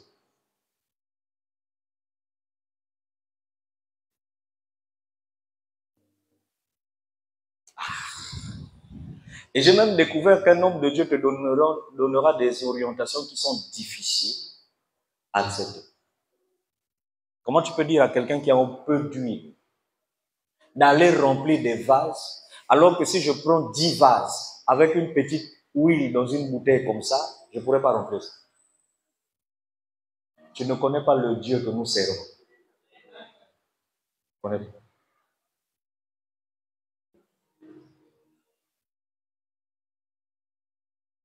Un jour, nous étions au Bénin, en 96. J'étais allé pour les études. Et puis, nous étions avec le pasteur Lévi, Congolo, sur Internet. On mangeait. On s'apprêtait à manger dans l'une des chambres. On était à l'internat. Et on était au nombre de... On avait pris une grosse assiette comme ça. Et c'est le pasteur Lévi, il savait préparer. Hein? Il avait fait, comment vous appelez ça? Atchéké. La nourriture des Ivoiriens, là. Atchéké. Il sait faire ça, Lévi. C'est un fort. En tout cas, c'est un bon cuistot. Hein? Lui, il sait préparer. Il a préparé atchéké et il a mis la sardine. Mais c'était peu. C'était très peu. Garando, mais la nourriture était en bas. 15 bons bouffeurs. Et quand tu es un Camerounais est bien à Kissi. Ah, vous n'avez pas écouté ce que je dis. Camerounais est bien à Kissi. Amen. Maintenant, la question qui se posait, c'est que 15 là, comment on fait pour manger et se rassasier? Pasteur Lévi m'a dit, c'est mission impossible. Je suis resté calme, je lui ai dit, pasteur, ce qui est écrit dans la Bible, ce n'est pas pour la Bible seulement. Ça a été écrit pour nous, pour que nous puissions vivre ça. On va prier, Dieu va multiplier la nourriture. Ils m'ont tous regardé, ils ont ri. J'ai dit, on va prier. Et puis on a prié, Seigneur, multiplie cette nourriture et donne-nous de nous rassasier. Les amis, on a mangé jusqu'à dormir. La nourriture était toujours. On a mangé. Il me suit, hein, Lévi. On a mangé. Avec les pasteurs, on a mangé. La nourriture, ça dit, la mesure était toujours en bas, mais ça ne finissait pas. Et c'est nous qui avons démissionné. On est resté calme, on s'est dit, qu'est-ce qu'on vient d'expérimenter là? On a mangé pendant 1h40. On s'est dit, mais c'est quelle expérience qu'on a vécue? Je leur ai pris Jean chapitre 5. La Bible dit que Jésus a juste rendu grâce. Et les gens n'ont pas compris comment la nourriture a fait pour se multiplier. Qu'est-ce qui fait que tu ne crois pas à ce que je dis? C'est parce que tu as toujours cru que Dieu fait des choses comme tout le monde. Non. Quelqu'un qui a vécu les histoires comme ce que je dis là, il va te dire ce que papa dit là. Moi aussi j'ai vécu ça. Pourquoi? Parce que Dieu n'a pas fait ça qu'au temps de Jésus. Il y a des pays où Jésus continue à faire ça. Vous devez vivre ce miracle. Donc, l'huile.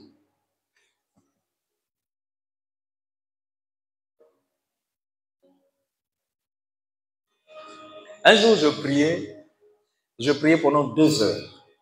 On ne vous connaissait pas encore, hein? On venait de se marier avec maman Dulce. 2 heures.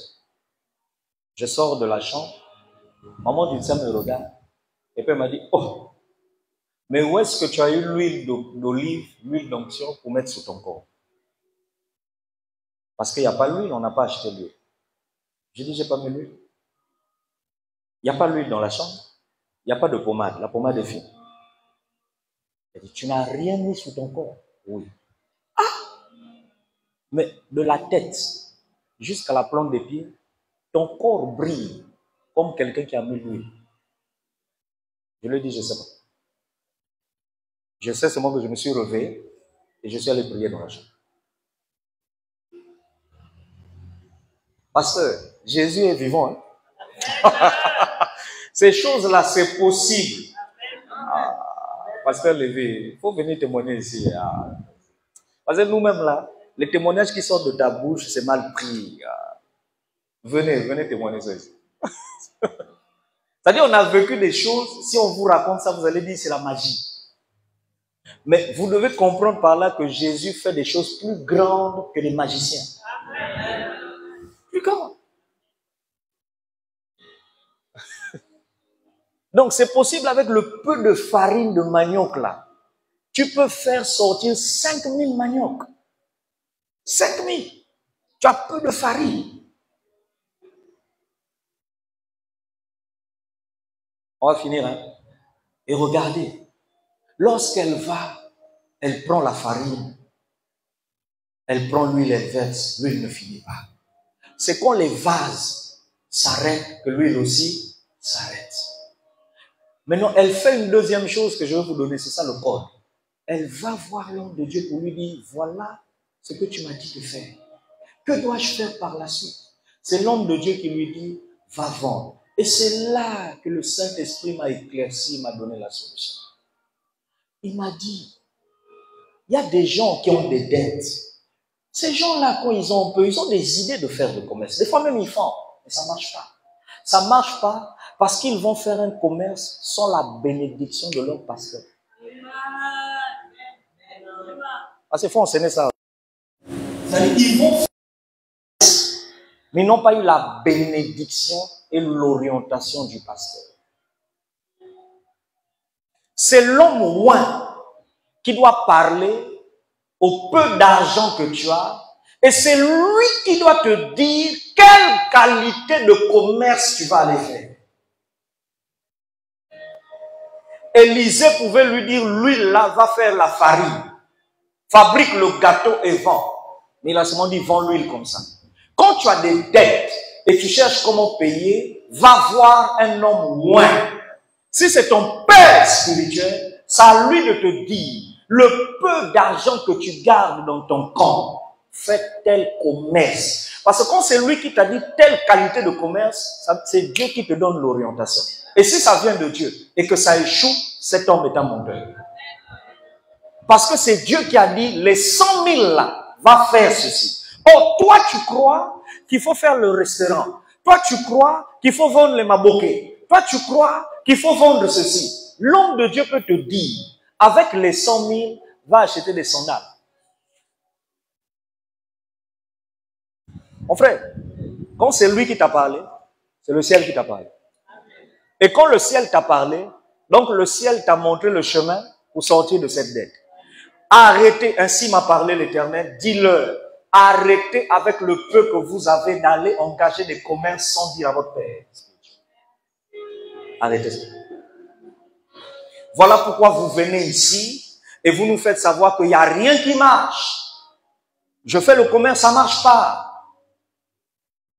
Tu as décidé toi-même de vendre des yaourts, toi-même de vendre des galettes, toi-même de vendre des bissats, toi-même de vendre ceci. Quand tu en as décidé, tu en as parlé à qui? Et qui, avant même que tu achètes la marchandise, a libéré une parole? Dans le cas d'Élisée, cette femme, c'est lui qui a parlé. C'est lui qui a dit, va faire ceci. Mon frère, l'orientation est venue de qui? Personne. Pourquoi vous vous plaignez? C'est pourquoi je reviens sur ce que j'ai dit au départ.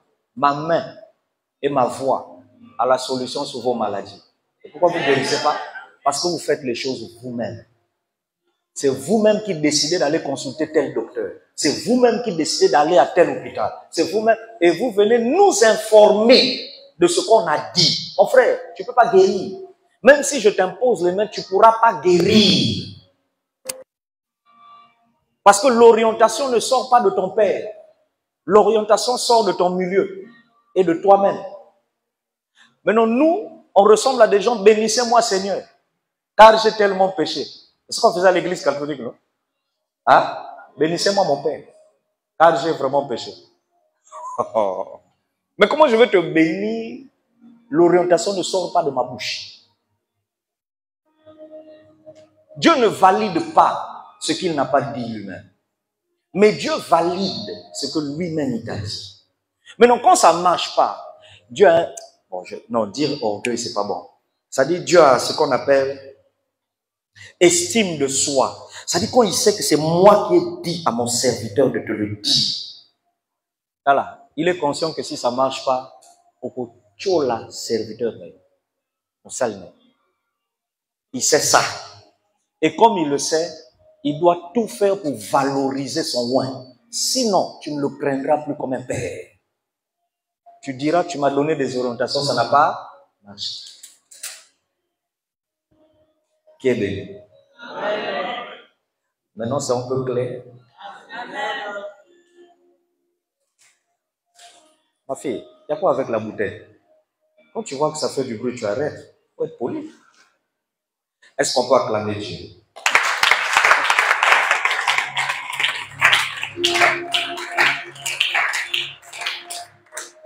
Quelqu'un a compris ça?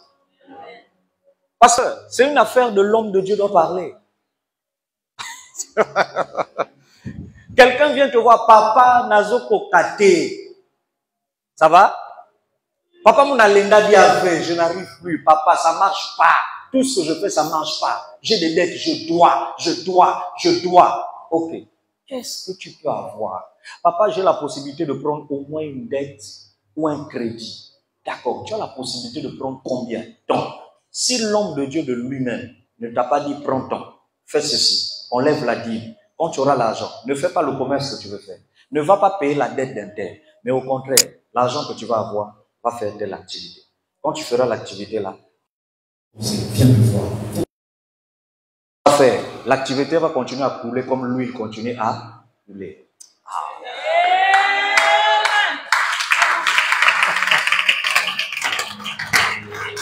Il faut qu'il parle. Oh, c'est ce que les Congolais n'aiment pas. Les Congolais n'aiment pas. Parce qu'au Congo, on se dit, c'est mon argent.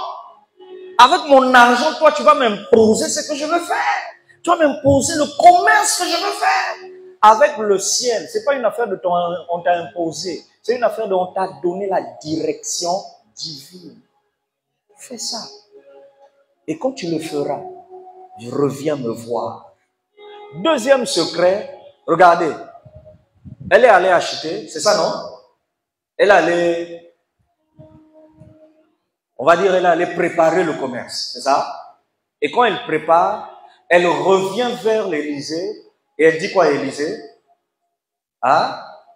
Elle lui dit, voici l'huile, voici les vases. Que dois-je faire? C'est l'homme de Dieu qui lui dit, va vendre. Et regarde, quand il lui dit d'aller vendre, la suite, il lui dit quoi? Le bénéfice que tu vas avoir, c'est lui qui lui donne l'orientation. Il dit, fais quoi avec ça? Paye la dette. Mon frère, est-ce que tu sais quand tu fais le commerce, le bénéfice que tu as, c'est pas à toi de décider tu fais quoi. Allez être choqué. Et là, tu vas dire,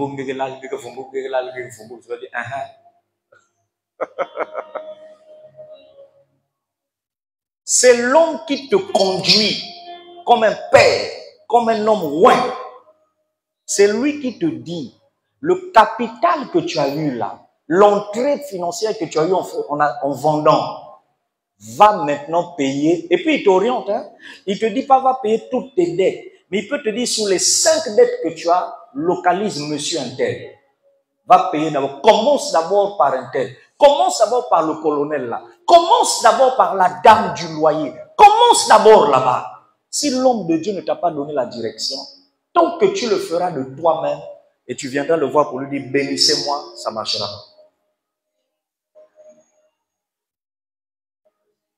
Ce que je fais là, on appelle ça éducation spirituelle. Je suis en train de vous rééduquer. Et moi, je ne vous en veux pas. Parce que je vous ai plusieurs fois vu venir nous voir avec maman. Papa, il faut me bénir, j'ai décidé de faire tel commerce. Il faut me bénir, j'ai décidé de faire ça. J'ai des problèmes, j'ai des dettes, je paye. Sachant que nous ne vous avons jamais enseigné ça, voilà pourquoi on priait seulement comme ça. Mais Dieu nous a dit, si vous continuez à ne pas leur expliquer la vérité, je vais vous frapper.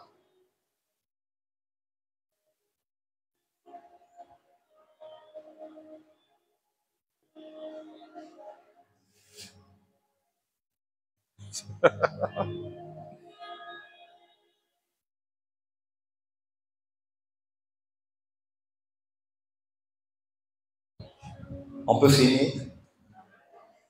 Regarde ton voisin, dis-lui, c'est pas toi qui as le dernier mot sur ton commerce. Ça te fait mal, hein? C'est choquant, hein? Et pourtant, c'est ton argent, hein? Amen. Dis-lui, c'est ton père spirituel qui a le dernier.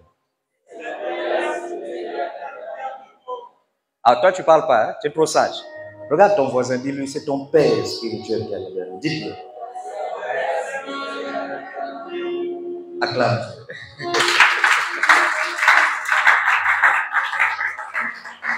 Luc, chapitre 7. Luc combien? Verset combien? 30, 29 à 30. Laisse un peu le son, s'il te plaît. Luc 7, verset 29 à 30. Bon, on va prendre 28 hein, pour que tu comprennes. Je vous le dis, ça va? Luc 7. Je vous le dis, parmi ceux qui sont nés de femmes, il n'y en a point plus grand. Il n'y en a point de plus grand que Jean. Cependant, le plus petit dans le royaume de Dieu est plus grand que lui. Et tout le peuple qui l'a entendu, et même les publicains, ont justifié Dieu en se faisant baptiser du baptême de Jean. Mais les pharisiens et les docteurs de la loi, en ne se faisant pas baptiser par lui, lisez la suite, Plus fort. Lisez la suite. En rendu les desseins de Dieu pour eux, non? Que veut dire dessein de Dieu? Le plan de Dieu. C'est-à-dire ce que Dieu avait préparé pour eux. Viens, on va expliquer ça. Regarde. Moi, je suis Jean-Baptiste. D'accord? Dieu me demande de baptiser les gens. Lui, il est pharisien. Il refuse d'être baptisé par moi, Jean. Et il refuse d'accepter mon message. Et il refuse d'accepter l'alliance que j'ai avec Dieu de faire rentrer les gens au ciel par le baptême.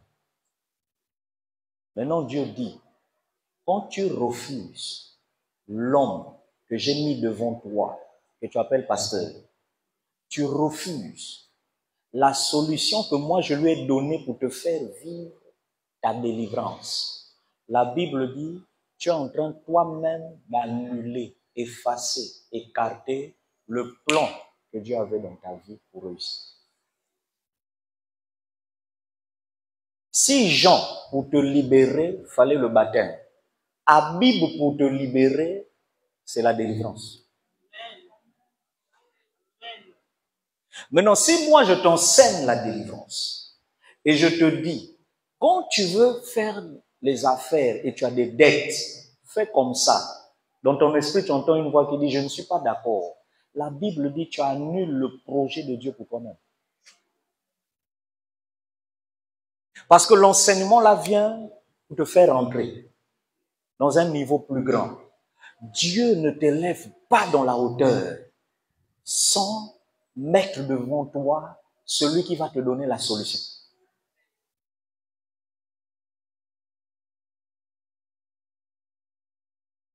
Tu pouvais imaginer que quelqu'un peut annuler le plan de Dieu dans sa propre vie parce qu'il ne s'est pas soumis au ministère de la personne que Dieu a mis devant toi pour te sauver.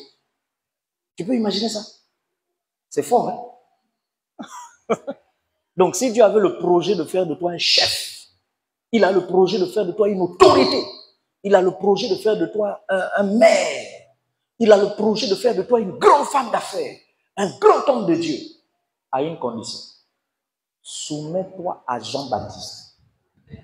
Maintenant, qui est ton Jean-Baptiste? Quelle est la méthode que lui, il utilise pour t'emmener à la délivrance? Si c'est l'imposition des mains, si c'est la Sainte Seine, si... La Bible dit, si tu ne vis pas ce que lui doit faire, qui va te délivrer, tu annules le projet de Dieu dans toi.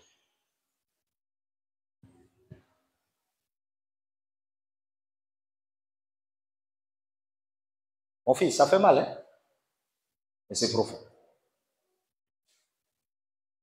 Alors, qui est votre Jean-Baptiste? Non, réponds au fond du cœur. Peut-être que toi, ton pasteur, il est ailleurs là-bas. Il faut répondre au fond du cœur. Qui est ton Jean-Baptiste? Maintenant, moi, je t'informe. Toi qui connais mieux la Bible que tout le monde, il est écrit, pour le fait de n'avoir pas écouté, l'avoir rejeté, avoir banalisé sa mission, la Bible dit, ils ont annulé dans leur propre vie ce que Dieu avait prévu pour eux. Ils ont annulé ça. Or, Dieu avait prévu que ce devait être des gens bénis, des gens riches et épanouis. Amélia va se marier là, le 29 mars, là. On célèbre le mariage de la sœur Amélia. Qui lui a donné la date? C'est moi. Je lui ai dit, tu te maries le 29. Elle a dit, papa, je n'ai aucune loi à t'imposer, ni une date. Ce que tu dis, c'est ce qu'on va faire. Ah.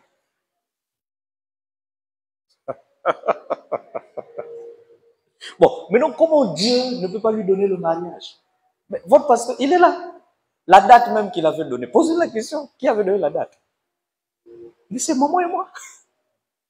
On était assis au salon. On a dit, tu te maries à telle date. Il a dit, papa, c'est ce que vous allez dire.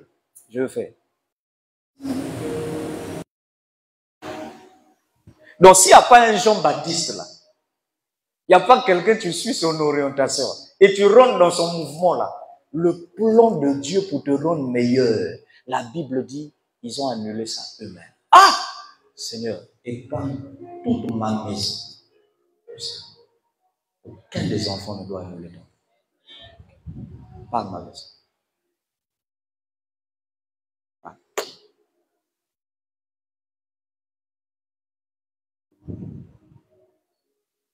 Je peux te choquer. On va t'asseoir, on va bien choquer tout le monde. 1 Corinthiens 10, hein, moi je peux m'en fier. C'est juste seulement pour te faire un tout petit peu mal. Comme ça, quand tu vas rentrer, tu vas te dire, qu'est-ce que j'ai écouté ce soir? 1 Corinthiens chapitre 10, versets 1 à 3. Frères, je lis au nom de Jésus, je ne veux pas que vous ignoriez que nos pères ont tous été sous la nuée et qu'ils ont tous passé au travers de la mer. On est d'accord, non? Qu'ils ont tous été baptisés en Moïse dans la nuée et dans la mer. Qu'ils ont tous mangé le même aliment spirituel et qu'ils ont tous bu le même breuvage spirituel, car ils buvaient à un rocher spirituel qui les suivait. Et ce rocher était Christ. Mais la plupart d'entre eux ne furent point agréables à Dieu, puisqu'ils périrent dans le désert. Amen. Amen. Qui a remarqué quelque chose?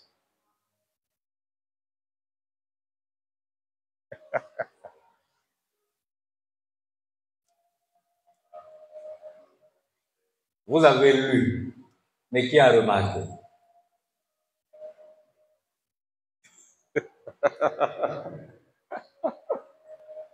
Personne n'a remarqué. Benvinoué. 1 Corinthiens 10, verset 1 à 5. Vous n'avez rien remarqué. Vous prêtez bien ma lunette, hein? Oui. Verset 4. Ok, on va découvrir. Verset 4 dit quoi? Et qu'ils ont tous bu le même breuvage spirituel, car ils buvaient à un rocher spirituel qui les suivait, et ce rocher était Christ. C'est ça? 0. Qui a remarqué?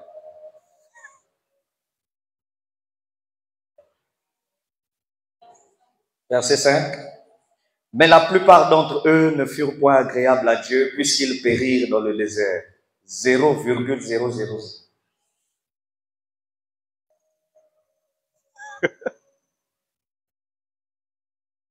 Tu n'as pas fini? Vas-y. Verset 1. Attends, vous êtes en train de deviner, puis confiant les versets. Mais il faut nous expliquer, vous avez remarqué quoi? Bon, attendez. Frères, je ne veux pas que vous ignoriez que nos pères ont tous été sous la nuée, qu'ils ont tous passé au travers de la mer. 0. Allez, devinette. Vous partez encore. Fais confiant. Alors, tu as là déjà, mettez-moi back verset 1. Mettez-moi back verset 1. Donc, ça devient, on dirait, net Kogelo. Il reste. Oui. Maman.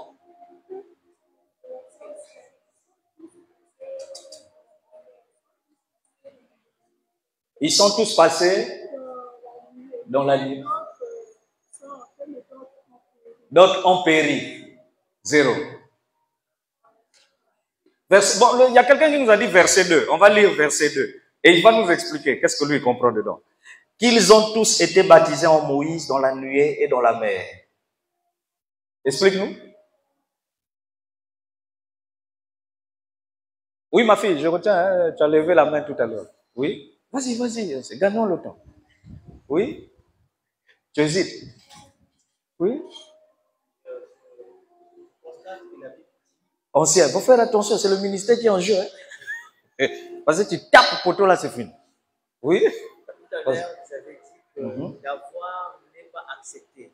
Le baptême de Jean-Baptiste. De Jean-Baptiste. Ils ont annulé le plan de Dieu de leur vie. Ah. Maintenant, ici, on nous précise qu'ils étaient tous baptisés en Moïse. Non, il faut nous expliquer. Il faut nous expliquer. Mais où sont les docs, les responsables? Mais c'est toujours quand je pose des questions, ils ont les têtes baissées. Vous n'avez jamais remarqué ça? Ils baissent tous les têtes quand je pose des questions. Deviner Peut-être. Oh, peut-être.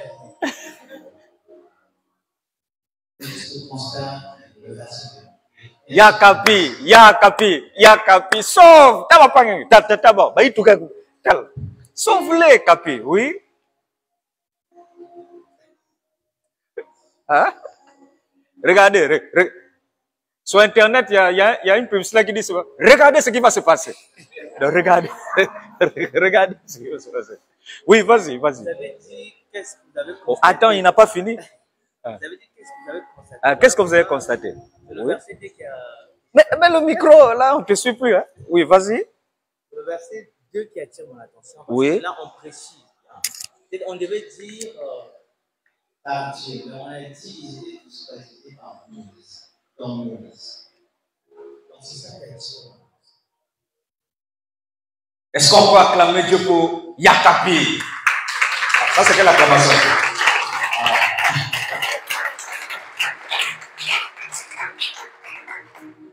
Bon, aujourd'hui, il n'y a pas de billets. Hein?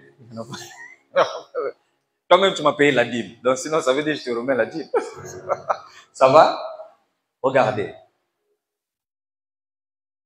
Vous avez toujours cru que quand on parle de baptême, je vais vous choquer, hein? Je suis sûr que vous irez poser des questions à la maison. Vous avez toujours cru que quand on parle de baptême, il ne s'agit que baptême d'eau, baptême de feu ou baptême du Saint-Esprit. Pour la première fois dans l'histoire, on te fait savoir qu'il existe un baptême en ton pasteur.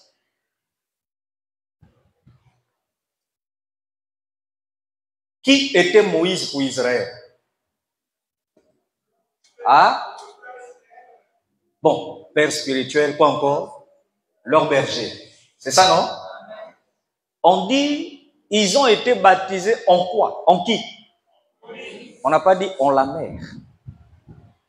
En Moïse.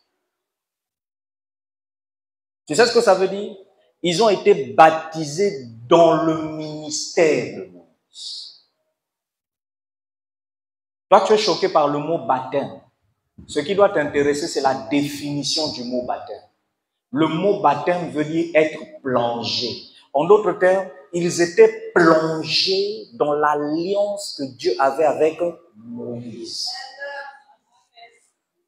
Et dans cette alliance, ils ont bénéficié de la nuée et ils ont bénéficié de la délivrance de la mer. L'alliance avec ton père te fera bénéficier de quoi? La délivrance et l'honneur des pères. Si tu n'es pas plongé, baptisé en ton papa, tu ne peux pas vivre des grâces. Voilà pourquoi nombreux vous êtes dans l'église, vous êtes les mêmes. Même pauvreté, même souffrance, même galère, même misère. Au quotidien dans le ministère, il y a papa naïo. Au quotidien. Vous avez gonflé orgueilleux. Ma raisonnement, ils ont ébellé. Ma frustration est bellée. On peut rire aujourd'hui, hein? Dans 2 semaines, 3 semaines, que je me lève seulement que je dise un truc qui te concerne, tu vas disparaître. C'est-à-dire, on va se sentir, et puis ça se répète trop, tu répètes trop ça. C'est-à-dire que tu es là, mais tu n'es pas en, tu n'es pas dans Habib. C'est difficile.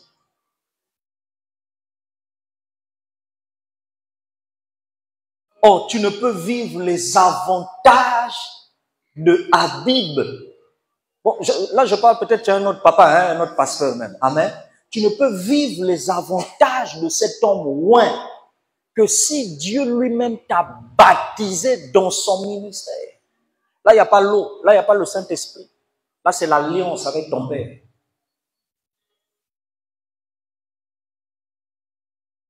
C'est comme on dit au quotidien, en profondeur. C'est ce que les soldats de David avaient dit un jour à David. Ils ont dit à David, nous sommes ta chair et nous sommes tes os. Toi, tu peux dire ça à ton père spirituel. Je suis ta chair et tes os. C'est à la femme qu'on dit, tu es ma chair et tu es mes os. Mais un soldat, des soldats, ils ont dit à David, nous sommes ta chair et tes os. Arrivons à la petite. Tout ça, c'est pour te faire comprendre l'histoire d'Élisée et la veuve. C'est-à-dire que si le père n'a pas un mot à dire sur ta dette, sur tes entrées, je ne parle pas d'un contrôle. Non, il n'est pas obligé de connaître toute ton histoire. Mais le problème de Nyongo que tu as là, quand tu viens lui en parler, c'est à lui de te donner la ligne de conduite. Moi, un jour, je parlais avec maman du Tricia, et puis elle m'a dit non, il faut aider tel frère. Chaque fois, il vient ici, il veut parler avec toi, il veut discuter avec toi, mais tu n'as pas le temps. Des fois, il veut dormir même ici. Mais pourquoi tu ne le reçois pas? Pourquoi tout. J'ai dit à maman du Tricia, je ne peux pas le recevoir parce qu'il ne m'écoute plus.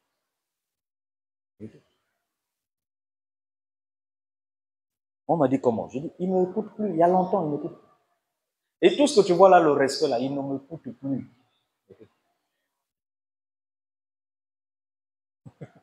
Il dit, toi là, si tu veux là, il faut le recevoir. Moi, je veux pas. Ce n'est pas la rancune. Parce que tout ce que je veux dire, il ne va pas écouter. Il n'entend plus.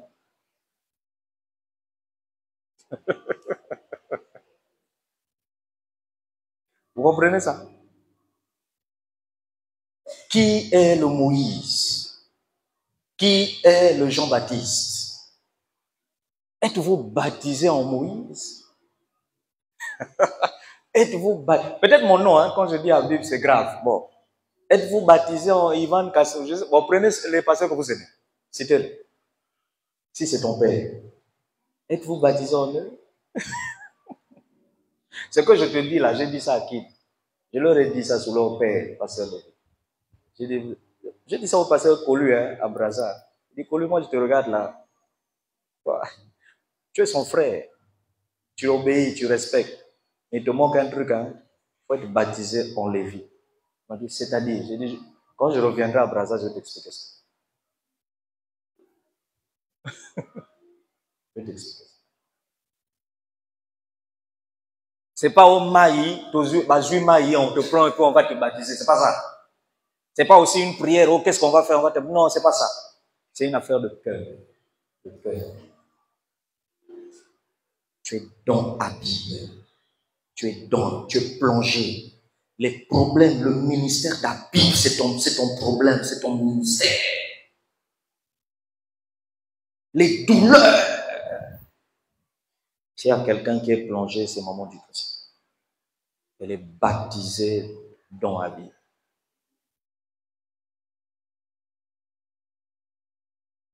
C'est à ce moment-là que quand ton père spirituel ouvre la bouche et qu'il dit, tu as telle dette, qu'est-ce que tu as à la maison? Papa, il me reste 15 000.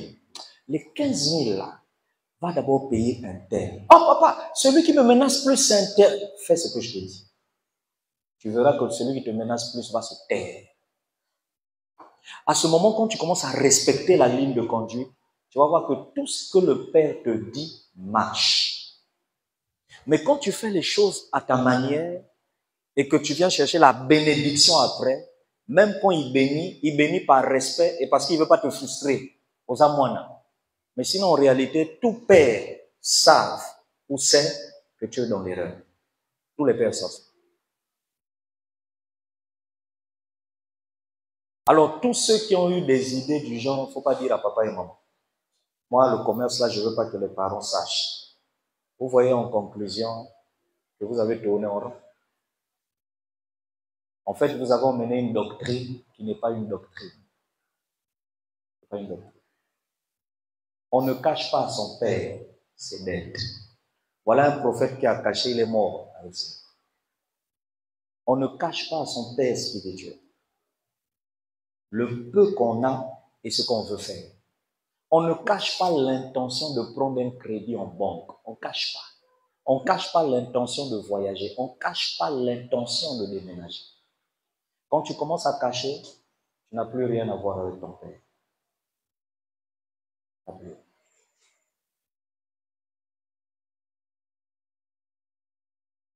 Soyez bénis. Voici ma contribution pour votre croissance spirituelle. Lèvons-nous.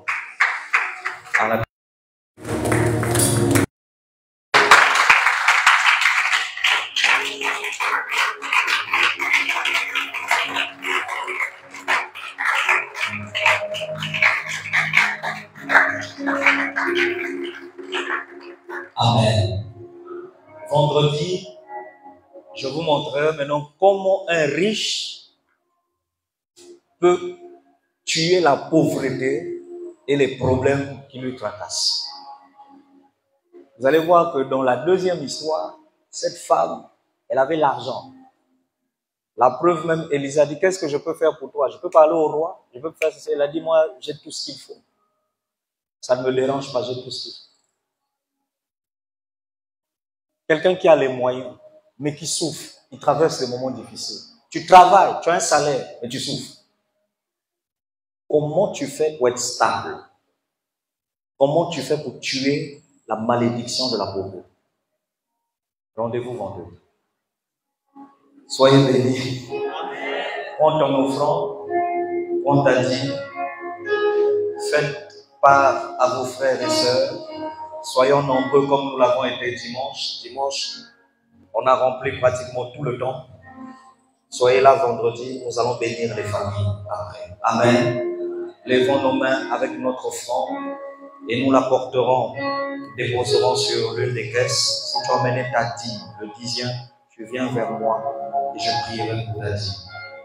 Lève la main et je veux que toi-même tu parles pour ton enfant. Élève la voix et parle sur ton enfant. Je rappelle l'ancien qui va clore ces moments par la suite. Tu n'es pas en train de parler pour ton enfant, sauf si tu n'es pas venu avec quelque chose. Pour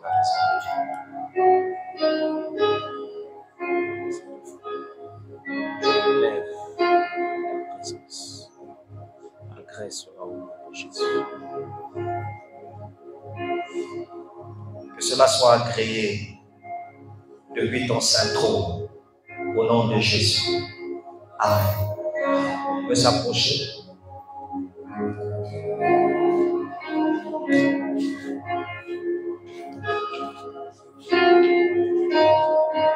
Vendredi,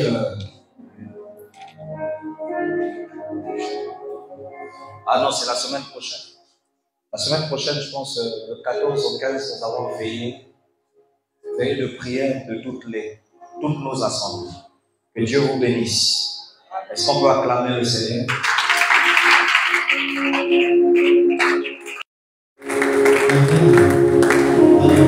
Dans tes yeux, élève la voix, commence à rendre grâce. Tout ce qui s'est passé, prier, recommander. Dans le chemin de retour, entre les mains du Seigneur. Élève la voix, s'il te plaît, commence à rendre grâce d'abord. Pour les moments de prière, les moments d'adoration, les moments d'écoute de la parole. Et recommander ensuite le retour entre les mains du Seigneur. Élève la voix, commence à prier, prie pour cela. Seigneur, te disons merci pour ce culte. Merci mon Père, parce que tu es avec nous du début jusqu'à la fin. Seigneur, nous te bénissons pour les moments d'adoration, pour les moments de prière. Nous te bénissons pour cette parole, Seigneur, que tu nous as donnée à travers la bouche de ton serviteur. Merci Seigneur pour ces grands secrets. Nous te bénissons ce soir. Et Père, nous sommes à la fin de ce culte. Nous voulons entrer chez nous, Père. Accompagne chacun de nous. Éloigne les malheurs, éloigne les accidents, éloigne les partages. Nous prions, Père, que la nuit soit calme. Et nous prions que le sommeil de tout un chacun soit béni. Nous refusons, Père, les attaques de nuit. Nous refusons les crises. Nous refusons les mauvaises nouvelles. Au nom de Jésus. Papa, je lève la voix et je tends ma main sur ton peuple. Je prie que celui où cette des malades soit visité par ta puissance au nom de Jésus. Et que par ces familles, leurs enfants, leurs maisons soient bénis, soient protégés. Dans le nom de Jésus-Christ. Allez dans la paix du Seigneur. Que la faveur de Dieu nous accompagne. Ainsi que la grâce de Dieu. Soyez protégés. Nous disons Amen. 3 fois, on y va.